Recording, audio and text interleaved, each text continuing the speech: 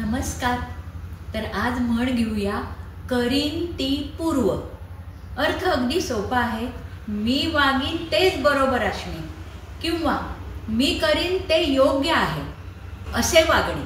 काही काही लोक असतात बघा, दुसऱ्याच्या मताला काही किंमत देत नाही. आता सांगते आमच्या शेजारी एक काका राहतात. सध्या ते एकटेच राहतात बिचारे. सगळं आहे, मुलं आहेत, बाळं आहेत, नातवंड आहेत, पण जो तो आपापल्या घरी.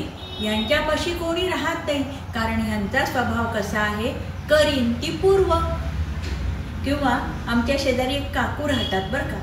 एक बाई ह्यांना कामवाली टिकत नाही, कारण हे असंच घास, ते तिकडंच वाळत टाक, ते तसंच काम कर, ती तशीच भाजीची 10 घरची कामं त्या करतात. तुमचंच कुठं ऐकत बसतील. पण ह्यांचं वागणं कसं, करीन ती पूर्व. उदाहरण आवडली तर लाईक, शेअर, सबस्क्राईब करा.